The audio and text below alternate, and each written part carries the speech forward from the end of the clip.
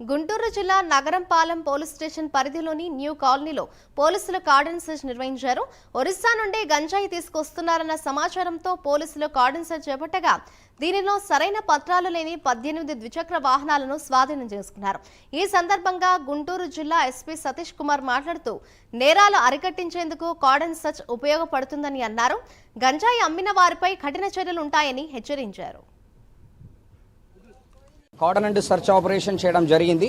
దీంట్లో మనకి దాదాపు 2 అడిషనల్ ఎస్పీతో పాటు 3 డిఎస్పీతో పాటు 5 సిఐస్ తర్వాత ఎస్ఐస్ అండ్ సిబ్బందులను 150 మెంబర్స్ 145 మెంబర్స్తో పాటు ఈరోజు కార్డన్ అండ్ సర్చ్ ఆపరేషన్ జరిగింది.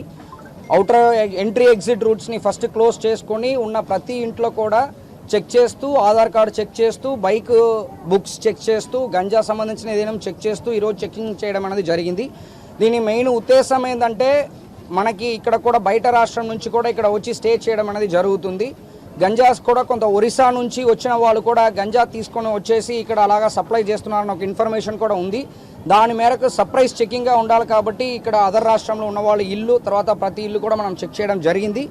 ఈరోజు ఒక 18 బైకుల వరకు ప్రాపర్ రికార్డ్స్ లేనివి నంబర్ ప్లేట్స్ లేనివి మనం సీజ్ చేయడం జరిగింది. తర్వాత అనుమాదపరంగా ఎవరు లేదు యాజ్ ఆఫ్ నౌ ఆధార్ కార్డుతో పాటు చెక్ చేసినదిలో. అదేవిధంగా గంజా పరంగా ఇది కూడా ఏమీ మనకి దొరకట్లేదు. కాకపోయినా చాలా ఫ్రూట్ఫుల్ చెకింగ్. దీనివల్ల సొసైటీకి అదేవిధంగా మనకి ఈ కుర్రవాళ్ళు ఇంట్లో ఉన్న కుర్రవాళ్ళు కూడా సమ్ టైమ్స్ గంజా వాడుతున్నారు కాబట్టి దాని పరంగా కూడా మనం చెక్ చేయడం జరిగింది.